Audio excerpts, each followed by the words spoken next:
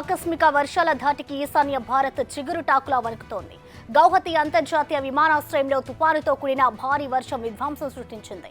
దీంతో అధికారులు కాసేపు కార్యకలాపాలను నిలిపివేశారు. 6 విమానాలను ఇతర గమ్యస్థానాలకు మళ్లించారు. ఈదురుగాలుల ధాటికి సీలింగ్ ఊడిపోవడంతో వర్షపు నీరు ఎయిర్పోర్ట్ను ముంచెత్తింది. దీంతో ప్రయాణికులు తీవ్ర ఇబ్బందులు ఎదుర్కొన్నారు. అన్నమయ్య జిల్లా రాజంపేట టీడీపీ టికెట్ కేటాయింపు చుచ్చురేపుతోంది. సుగవాసి బాలసుబ్రహ్మణ్యంకు టీడీపీ అధిష్టానం టికెట్ కేటాయించింది. ఇదే రాజంపేట టీడీపీలో ఇప్పుడు కాక పుట్టిస్తోంది. సుగవాసి వద్దంటూ రాజంపేట ఇన్ఛార్జ్ బత్యాల చెంగలరాయుడు వర్గం రోడ్డెక్కింది. సుగవాసి వద్దు, బత్యాల ముద్దంటూ చెంగలరాయుడు ఆధ్వర్యంలో భారీ ఎత్తున ర్యాలీ చేపట్టారు. బత్యాలకి టికెట్ కేటాయించాలంటూ ఓ వ్యక్తి బిల్డింగ్ ఎక్కి ఆత్మహత్య చేసుకుంటానంటూ హల్చల్ చేశాడు. చివరికి చుట్టుపక్కల వారు అతన్ని కిందికి దించారు. జనసేనలో టీడీపీ నేత బుద్ధా ప్రసాద్ చేరికతో అవనిగడ్డలో రగడ మొదలైంది. బుద్ధా ప్రసాద్ చేరికను తీవ్రంగా వ్యతిరేకిస్తున్నారు జనసేన శ్రేణులు. బుద్ధా ప్రసాద్ కే పవన్ టికెట్ ఇస్తారేమోనని జనసేన శ్రేణుల్లో ఆందోళన నెలకొంది. ఇప్పటి వరకు పార్టీనే నమ్ముకుని పనిచేస్తున్న తమకు కాకుండా వేరే వారికి టికెట్ ఇస్తే ఊరుకునేదే లేదంటున్నారు జనసేన నేతలు. పార్టీ కోసం ఇక్కడ ఎంతో కష్టపడ్డామని, అలాంటిది తమను కాకుండా బుద్ధా ప్రసాద్ కు టికెట్ ఇస్తే ప్రాణ త్యాగానికి కూడా వెనుకాడబోమని హెచ్చరించారు. పవన్ కళ్యాణ్ తమకు న్యాయం చేస్తారనే పూర్తి నమ్మకం ఉందన్నారు జనసేన నేతలు.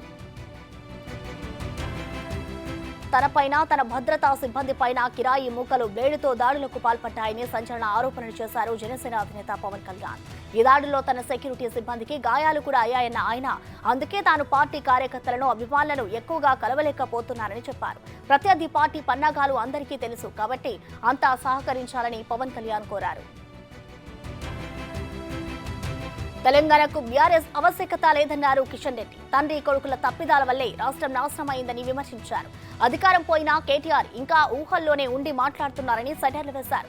కేటీఆర్ ను చూస్తే జాలేస్తుందన్నారు కిషన్ రెడ్డి. పార్లమెంటు ఎన్నికల విషయంలో తాము క్లారిటీతో ఉన్నామన్నారు. కాళేశ్వరం నీరు ఆపేశారన్న కేసీఆర్ వ్యాఖ్యలపై ఉప ముఖ్యమంత్రి భట్టి విక్రమార్క సీరియస్ అయ్యారు.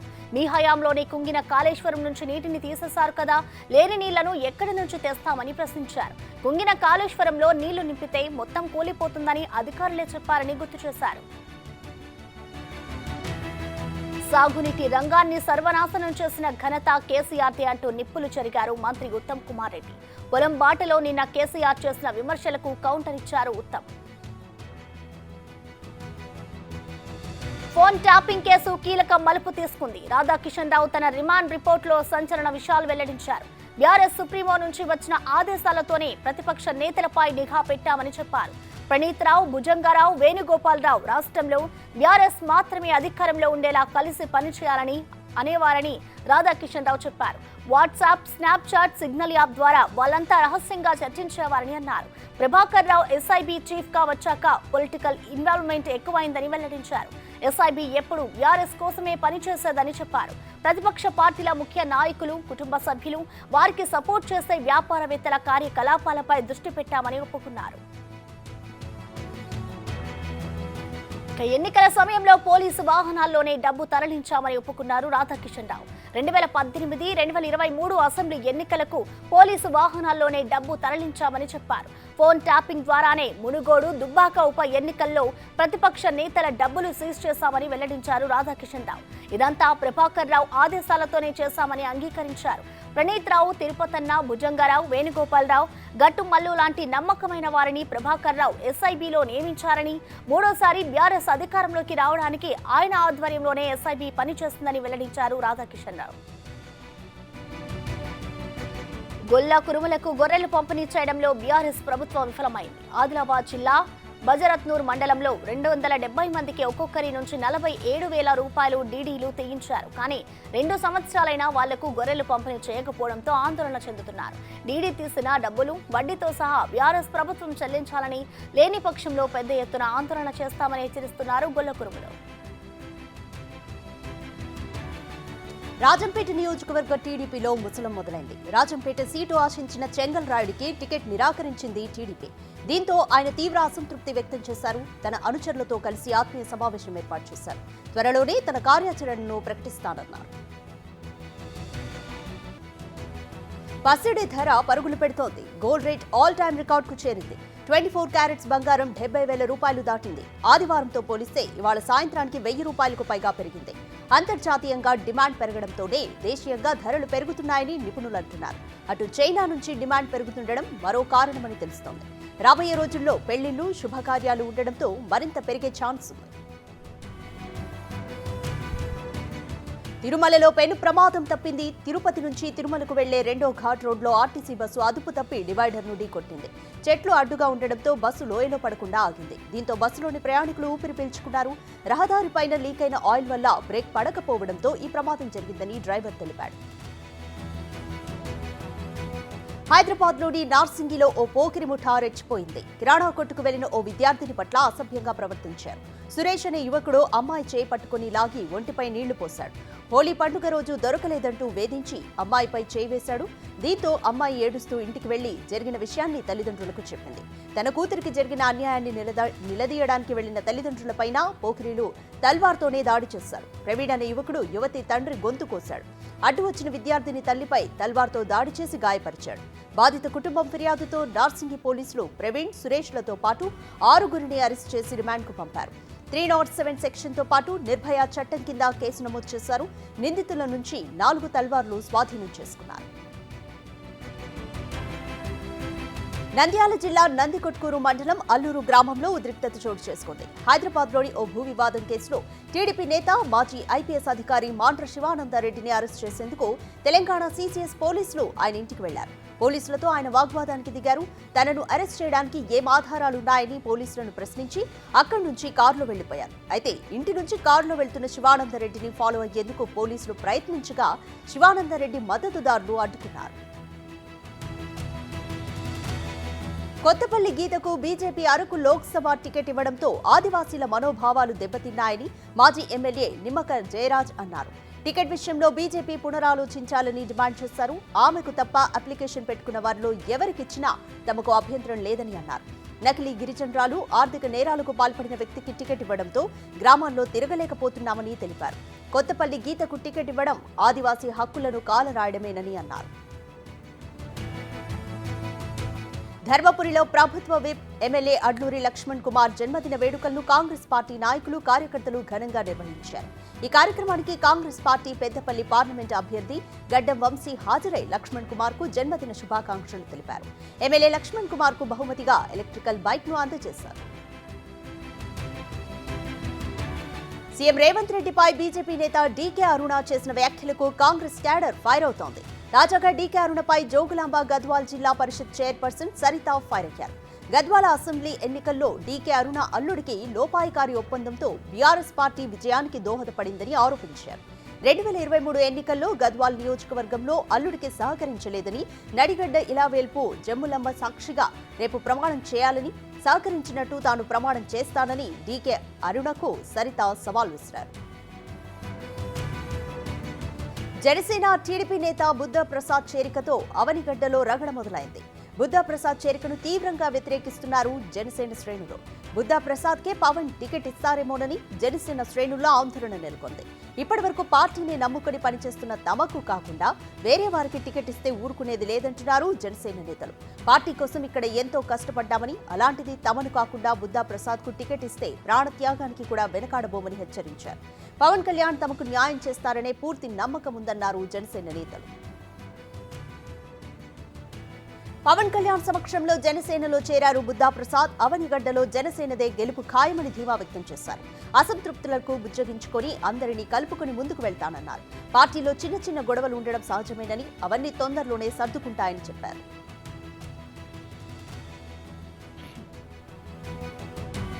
ఢిల్లీ లిక్కర్ స్కామ్ కేసు అనేక మలుపులు తిరిగి తీహార్ జైలుకు చేరుకుంది.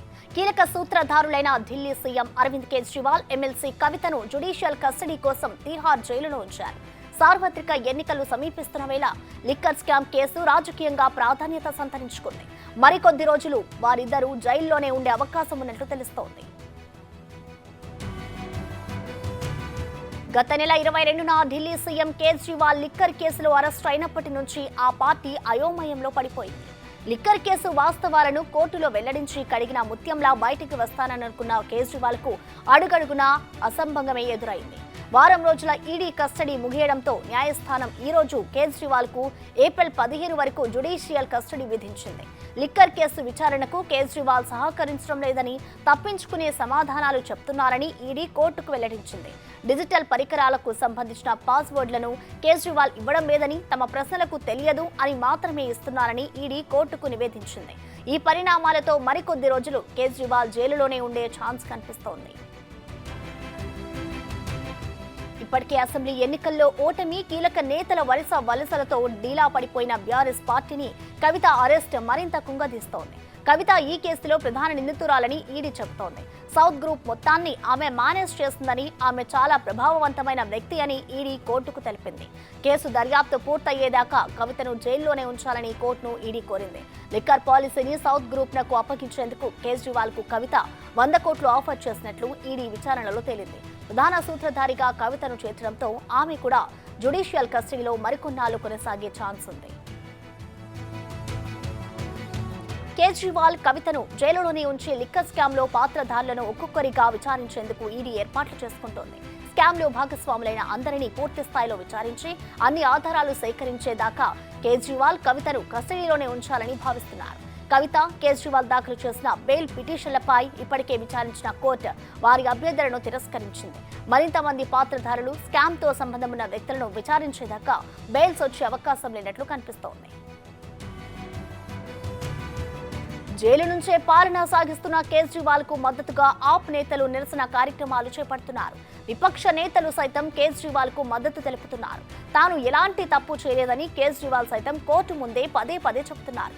అటు కవిత సైతం జైలులో తాత్కాలికంగా ఉంచవచ్చు, కానీ తాను ఎలాంటి తప్పు చేయలేదని బలంగా వాదిస్తున్నారు. తాను కడిగిన ముత్యంలా బయటకు వస్తారని అంటున్నారు. ఇది మనీ లాండరింగ్ కేసు కాదు, పొలిటికల్ లాండరింగ్ కేసు అని స్టేట్మెంట్ ఇచ్చారు.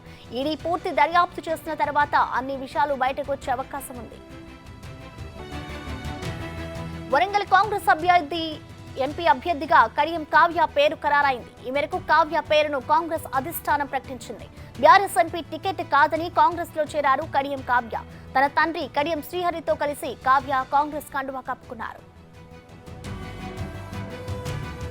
వరంగల్లో బీఆర్ఎస్ కు కంటి మీద కొనుక్కు లేకుండా పోయింది. సిట్టింగ్ ఎంపీ పసునూరి దయాకర్, మాజీ ఎమ్మెల్యేలు ఆరూరి రమేష్, తాడికొండ రాజయ్య బీఆర్ఎస్ ను వీడినా టెన్షన్ పడని గులాబీ అధిష్టానం కడియం శ్రీహరి కారు దిగడంతో కలవరం పడుతోంది. జిల్లాలో పార్టీకి జరిగిన నష్టాన్ని సరిదిద్దుకునే ప్రయత్నాల్లో పడింది. కడియం శ్రీహరి బీఆర్ఎస్ ను వీడి కాంగ్రెస్ లో చేరడంతో వరంగల్ పాలిటిక్స్ హీటెక్కాయి. బీఆర్ఎస్ పార్టీలో కీలక నేతగా ఉన్న కడియం శ్రీహరి కారు దిగి కాంగ్రెస్ లో చేరడంతో గులాబీ పార్టీలో తీవ్ర అలజడి మొదలైంది. కడియం పార్టీ మార్పు ఏకంగా బీఆర్ఎస్ అధిష్టానాన్ని డిఫెన్స్ లో పడేసిందనే చర్చ నడుస్తోంది. ఎన్టీఆర్, చంద్రబాబు, కేసీఆర్ ముగ్గురి హయాంలోనూ మంత్రిగా పనిచేసి కీలక నేతగా ఎదిగారు. సీనియర్ లీడర్ అయిన ఆయన కాంగ్రెస్ లో చేరడాన్ని బీఆర్ఎస్ అధిష్టానం జీర్ణించుకోలేకపోతోంది. ఆ ప్రభావం గులాబీ కార్యకర్తలు, కీలక నేతలపై పడుతుందోననే టాక్ వినిపిస్తోంది. కడియం పార్టీ మారారో లేదో ఆయన్ని దుర్మార్గుడిగా చిత్రీకరించే ప్రయత్నాలు మొదలుపెట్టింది బీఆర్ఎస్ అధిష్టానం. హన్మకొండలో నిర్వహించిన వరంగల్ పార్లమెంటు నియోజకవర్గ ముఖ్య కార్యకర్తల సమావేశం మొత్తం కడియం శ్రీహరి టార్గెట్ గా సాగింది. మాజీ ఎమ్మెల్యేలు, ఎమ్మెల్సీలు, ఎమ్మెల్యేలు, మాజీ మంత్రులు అందరూ పార్టీ శ్రేణుల్లో జోష్ పెంచే పని పక్కన పెట్టి కడియం శ్రీహరి పార్టీకి, నేతలకు ద్రోహం చేశారని వ్యాఖ్యానించారు. వాళ్లే కాదు, సూర్యాపేట పర్యటనలో ఏకంగా బీఆర్ఎస్ అధినేత కేసీఆర్ కూడా కొందరు కుక్కల్ని చేర్చుకుంటే బీఆర్ఎస్ కు నష్టం లేదని తీవ్ర వ్యాఖ్యలు చేశారు. బీజేపీ నాయకురాలు డీకే అరుణకు టీపీసీసీ అధికార ప్రతినిధి కల్వ సుజాత కౌంటర్ ఇచ్చారు. డీకే అరుణ సీఎం రేవంత్ రెడ్డి మీద అనేక ఆరోపణలు చేస్తున్నారని, తిన్నింటి వాసాలు లెక్క పెడుతున్నారని అన్నారు. డీకే అరుణకు అవకాశాలు ఇచ్చింది కాంగ్రెస్ మాత్రమేనని తెలిపారు. మూడోసారి ఓడిపోతే ఆమెను బీజేపీ కూడా దగ్గరికి రానివ్వదని ఎద్దేవా చేశారు. కాంగ్రెస్ నేతల మీద అవాకులు చెవాకులు పేలితే చూస్తూ ఊరుకోబోమని హెచ్చరించారు. కేసీఆర్ కొత్త డ్రామాకు తెర తీశారన్నారు మంత్రి కొండా సురేఖ. గతంలో రైతులు ఆత్మహత్యలకు పాల్పడినా వారి కుటుంబాలకు ఆర్థిక సహాయం చేయలేదన్నారు. కాంగ్రెస్ ప్రభుత్వం అధికారంలోకి వచ్చిన 100 రోజుల్లో 5 గ్యారంటీలను అమలు చేశామన్నారు. రైతులకు ఇస్తున్న అన్ని రాయితీలను ఎత్తివేసి రైతు బంధు ఇచ్చారన్నారు. ఎక్కువ ధరకు విద్యుత్ కొనుగోలు చేసి రాష్ట్రాన్ని అప్పుల పాలు చేశారన్నారు కొండా సురేఖ. పార్లమెంట్ ఎన్నికల ఫలితాలలో బీఆర్ఎస్ పార్టీ కనుమరుగవుతోందని కాంగ్రెస్ నిజామాబాద్ ఎంపీ అభ్యర్థి జీవన్ రెడ్డి అన్నారు. సీఎంగా ఆయన బాధ్యతలు విస్మరించారు. కనీసం ప్రతిపక్ష నేత పాత్రగా ఆయన సమగ్రంగా నిర్వర్తించాలని సూచించారు. ప్రజల దృష్టిని మళ్లించడానికే పంటల పరిశీలన కార్యక్రమం చేపట్టారని ఆరోపించారు. 10 ఏళ్ల పాలనలో కమిషన్ల కక్కుర్తితో ప్రజాధనాన్ని లూటీ చేశారని అన్నారు. తెలంగాణను అప్పుల ఊబిలోకి నెట్టేశారని చెప్పారు. Mission Bhagiratha, Kaleshwaram, Yadadri power plant పథకాలతో ప్రజాధనాన్ని లూటీ చేశారని విమర్శించారు. ఏపీ వాలంటీర్ల మూకుమ్మడి రాజీనామాలపై మాజీ మంత్రి, టీడీపీ పొలిట్ బ్యూరో సభ్యులు కొల్లు రవీంద్ర తీవ్రంగా స్పందించారు. వాలంటీర్ల నిజ స్వరూపం బయటపడిందని, ఈసీ నిర్ణయానికి వ్యతిరేకంగా వాలంటీర్లు వెళ్తున్నారన్నారు. వాలంటీర్లను తొలగించమని ఈసీ చెప్పలేదు. చంద్రబాబు కూడా వాలంటీర్లను కొనసాగిస్తామన్నారే గానీ తొలగిస్తామని ఎక్కడా చెప్పలేదన్నారు. కేవలం సీఎం జగన్ వాలంటీర్లను రాజకీయంగా వాడుకునేందుకే మూకుమ్మడి రాజీనామాలు చేయిస్తున్నారని ఆరోపించారు. పెన్షన్ల విషయంలో ప్రజలను వైఎస్ఆర్సీపీని ఫూల్ చేద్దామని టీడీపీనే ఫూల్ అయిందన్నారు బొత్స సత్యనారాయణ. పార్టీ కోసం కొంతమంది వాలంటీర్లు రాజీనామా చేస్తున్నారని, వారిని అధికారంలోకి రాగానే మళ్లీ విధుల్లోకి తీసుకుంటామన్నారు బొత్స. వాలంటీర్లను శంకించడం సరికాదన్నారు. ఏపీ వ్యాప్తంగా వాలంటీర్ల మూకుమ్మడి రాజీనామాలు చేస్తున్నారు. పెన్షన్ల పంపిణీకి వాలంటీర్లను ఎన్నికల సంఘం దూరం పెట్టింది. అయితే జగన్ కోసం ప్రచారంలో పాల్గొంటున్నారన్న ఆరోపణల నేపథ్యంలో అధికారులు తొలగించకముందే వారే రిజైన్ చేస్తున్నారు. ఈ మేరకు అధికారులకు రాజీనామాలు అందజేస్తున్నారు. మచిలీపట్నంలో 1200 మంది, భీమవరంలోని 39వ వార్డులో మొత్తం 22 మంది వాలంటీర్లు రిజైన్ చేశారు. అనంతపురం జిల్లా తాడిపత్రిలో 340 మంది వాలంటీర్లు, రాప్తాడు నియోజకవర్గం వ్యాప్తంగా మరో 40 మంది రాజీనామా చేశారు. అవనిగడ్డలో జనసేన గెలుపు ఖాయమన్నారు బుద్ధా ప్రసాద్. పవన్ కళ్యాణ్ సమక్షంలో టీడీపీ నుంచి జనసేనలో చేరారు. అసంతృప్తులను బుజ్జగించుకుని అందరినీ కలుపుకుని ముందుకు వెళ్తామన్నారు బుద్ధా ప్రసాద్. పార్లమెంట్ ఎన్నికల వేళ ఉమ్మడి ఆదిలాబాద్ జిల్లా వ్యాప్తంగా మంత్రి సీతక్క విస్తృతంగా పర్యటిస్తున్నారు. ప్రతి నియోజకవర్గంలో కార్యకర్తలకు దిశానిర్దేశం చేస్తున్నారు. తానున్నానంటూ భరోసా కల్పిస్తున్నారు. పార్లమెంటు సీటును కైవసం చేసుకునేందుకు పక్కా ప్రణాళికతో ముందుకు వెళ్తామన్నారు సీతక్క. ఎమ్మెల్సీ ఎన్నికల కౌంటింగ్ వాయిదా పడింది. మహబూబ్ నగర్ స్థానిక సంస్థల ఎమ్మెల్సీ ఎన్నికల కౌంటింగ్ ని వాయిదా వేస్తూ ఈసీ నిర్ణయం తీసుకుంది. దీంతో ఇవాళ జరగాల్సిన ఎమ్మెల్సీ ఎన్నికల కౌంటింగ్ ప్రక్రియ నిలిచిపోయింది.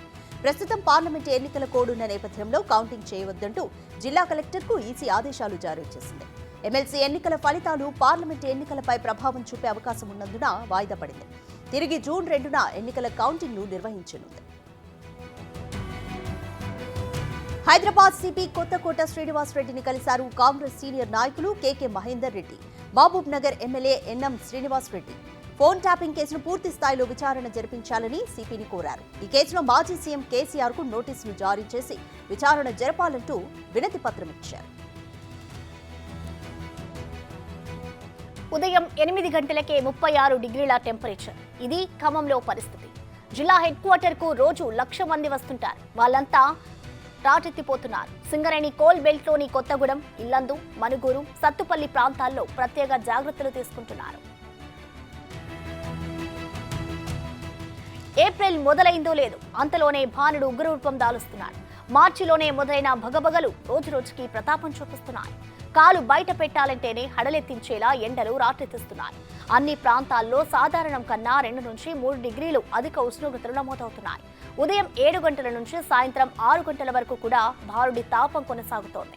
దీంతో ప్రజలు అల్లాడిపోతున్నారు. మారిన ఉష్ణోగ్రతల నేపథ్యంలో రోజురోజుకి వేడితో పాటు ఉక్కపోత పెరుగుతోంది. గాలిలో తేమ శాతం క్రమేపీ తగ్గుతోంది. తీవ్రత మరింత పెరిగే ప్రమాదం ఉందని నిపుణులు హెచ్చరిస్తున్నారు. ఈ నేపథ్యంలో ప్రజలు అప్రమత్తంగా ఉంటూ ఆరోగ్యాన్ని కాపాడుకోవాలని వైద్యులు సూచిస్తున్నారు. ఎండలో ఎక్కువ సమయం గడపడం వల్ల వడదెబ్బకు గురయ్యే ప్రమాదం ఉందని హెచ్చరిస్తున్నారు. తెలంగాణలో పలు ప్రాంతాల్లో ఉష్ణోగ్రతలు 43 డిగ్రీల మార్కును దాటాయి. దీంతో ఉదయం నుంచే ఉక్కపోత మొదలవుతోంది. రాబోయే 5 రోజుల పాటు కూడా మరింత తీవ్రంగా ఉష్ణోగ్రతలు నమోదవుతాయని ఐఎండీ తెలిపింది. నేటి నుంచి 15 జిల్లాలకు ఆరెంజ్ అలర్ట్ జారీ చేసింది. ఉత్తర తెలంగాణ జిల్లాలకు అధికంగా వడగాల్పుల ముప్పు ఉందని పేర్కొంది. ఆదిలాబాద్, ఆసిఫాబాద్, మంచిర్యాల, నిర్మల్, నిజామాబాద్, జగిత్యాల, రాజన్న సిరిసిల్ల, కరీంనగర్, పెద్దపల్లి, జయశంకర్, భూపాలపల్లి, ములుగు, మహబూబ్ నగర్, నారాయణపేట, వనపర్తి, జోగులాంబ గద్వాల, నాగర్ కర్నూలు జిల్లాలకు ఆరెంజ్ అలర్ట్ జారీ చేసింది. టీడీపీ బృందం ఏపీ సీఎస్ జవహర్ రెడ్డిని కలిసింది. వాలంటీర్లు పెన్షన్ ఇవ్వొద్దని ఎన్నికల సంఘం ఇటీవల ఆంక్షలు విధించింది. దీనితో పెన్షన్ లబ్ధిదారులకు ఇబ్బందులు ఎదురవ్వకుండా, జాప్యం జరగకుండా సజావుగా పంపిణీ జరిగేలా చర్యలు తీసుకోవాలని ఏపీ సీఎస్ ను టీడీపీ బృందం కోరింది. ఖాళీ అయిపోతుందన్న ఫ్రస్ట్రేషన్ లో ఇష్టం వచ్చినట్టు మాట్లాడుతున్నారని కేసీఆర్ పై సెటైర్లు వేశారు మంత్రి ఉత్తమ్ కుమార్ రెడ్డి. పార్లమెంటు ఎన్నికలు రావడంతో ఆయనకు ప్రజలు గుర్తొచ్చారని ఎద్దేవా చేశారు. క్రాప్ ఇన్సూరెన్స్ లేని రాష్ట్రంగా తెలంగాణను మార్చారంటూ నిప్పులు చెరిగారు. అమెరికాలో అత్యంత రద్దీగా ఉండే నౌకాశ్రయాలలో బాల్టిమోర్ ప్రధానమైనది. ఇటీవల జరిగిన ఒక అనూహ్య సంఘటనతో ఈ నౌకాశ్రయ కార్యకలాపాలన్నీ నిలిచిపోయాయి. పటాప్స్కో నదిపై ఉన్న వంతెనను ఒక నౌక ప్రమాదవశాత్తు ఢీకొనడంతో అది కుప్పకూలింది. గత నెల 25న అర్ధరాత్రి వేళ జరిగిన ఈ ఘటనలో నౌకలో ఉన్న భారత సిబ్బంది అక్కడి అధికారులను ముందుగా అలర్ట్ చేయడంతో వంతెనపై రాకపోకలను నిలిపివేశారు. దీంతో పెను ప్రమాదం తప్పిన కార్యకలాపాలు నిలిచిపోవడంతో అమెరికాకు ఆర్థిక విపత్తు ముంచుకొచ్చింది. బాల్టిమోర్ నౌకాశ్రయం నుంచి పెద్ద ఎత్తున కార్లు, ట్రక్కులు, వ్యవసాయ పరికరాలను ఎగుమతి చేస్తుంటారు. దేశవ్యాప్తంగా ఉన్న ఓడరేవుల్లో ఇదే అతిపెద్దది. గతేడాది ఇక్కడి నుంచి 11 లక్షల కంటైనర్లు వెళ్లాయంటే ఈ ఓడరేవు ఎంత సామర్థ్యాన్ని కలిగి ఉందో అర్థమవుతోంది. దీని ప్రభావం కేవలం మేరీలాండ్కే పరిమితం కాకుండా కెంటకీలోని వ్యవసాయదారులు, ఓహాయోలోని ఆటో డీలర్లు, టెనెస్సీ రెస్టారెంట్లపైన అధికంగా పడుతోంది. ఒక్క ముక్కలో చెప్పాలంటే అమెరికా ఆర్థిక అభివృద్ధిలో ఒక ఓడరేవు ఎంతో కీలకం. అమెరికాలోని పటాప్స్కో నదిపై ఉన్న వంతెన కూలిపోయిన అనంతరం ఏర్పడిన పరిణామాల వల్ల అమెరికా ఆర్థిక వ్యవస్థ తీవ్రంగా ప్రభావితమైనట్టు మేరీలాండ్ గవర్నర్ వెస్ మూర్ మీడియాకు తెలిపారు. ఈ ఘటనను ఆయన జాతీయ విపత్తుగా పేర్కొన్నారు. ప్రమాదానికి కారణమైన నౌకపై దాదాపు 4000 టన్నుల బరువైన వంతెన సకలాలు ఉన్నాయని ఆయన తెలిపారు. ఈఫిల్ టవర్ అంత పొడవైన ఆ నౌకను తరలించడం ప్రస్తుతం అత్యంత సవాలుతో కూడుకున్న వ్యవహారమని ఆయన అన్నారు. నౌకలోని భారత సిబ్బంది ముందు చూపుతో అప్రమత్తం చేయడాన్ని అమెరికా అధ్యక్షుడు బైడెన్ ప్రశంసించారు. పార్లమెంటు ఎన్నికల కోసమే కేసీఆర్ జిల్లాల పర్యటన పేరుతో రైతులను మోసం చేస్తున్నారని మండిపడ్డారు మంత్రి శ్రీధర్ బాబు. గతంలో ఇబ్బందులు పడ్డ రైతుల వద్దకు ఎందుకు వెళ్లలేదని ప్రశ్నించారు. ఇప్పుడు కేవలం ఎన్నికలున్నాయని రైతులను మభ్యపెట్టడానికి వెళ్తున్నారని విమర్శించారు. వారి హయాంలో రుణమాఫీ ఎందుకు చేయలేదని, పంటకు పరిహారం ఎందుకు ఇవ్వలేదని కేసీఆర్ ను ప్రశ్నించారు.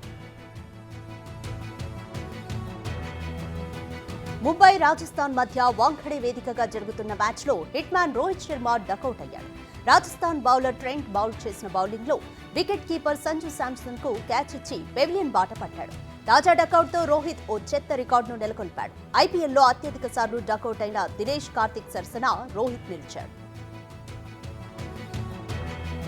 బ్రిటన్లో తాజాగా జరిగిన ఎన్నికల సర్వేలో అధికార ప్రభుత్వానికి షాక్ తగిలింది. ఇప్పటికిప్పుడు సాధారణ ఎన్నికలు జరిగితే భారత సంతతికి చెందిన రిషి సునాక్తో పాటు ఆయన కేబినెట్లోని సగానికి పైగా మంత్రులకు పరాజయం తప్పదని ముందస్తు సర్వేలో తేలింది. అధికార కన్సర్వేటివ్ పార్టీకి 100 పార్లమెంటు స్థానాలు కూడా దక్కవని పేర్కొంది. ప్రతిపక్ష లేబర్ పార్టీ 468 సీట్లు గెలుచుకుంటుందని అంచనా వేసింది. ఢిల్లీ క్యాపిటల్స్ జట్టు ఆటగాళ్లు విజయనగరం జిల్లా రాజాంలో జీఎంఆర్ ఐటీ క్యాంపస్ ను సందర్శించారు. అనంతరం విద్యార్థులతో ముచ్చటించారు. వివిధ క్రీడల్లో ప్రతిభ చూపిన విద్యార్థులకు బహుమతులు అందజేశారు. పాకిస్తాన్ మాజీ ప్రధాని ఇమ్రాన్ ఖాన్ కు భారీ ఊరట లభించింది.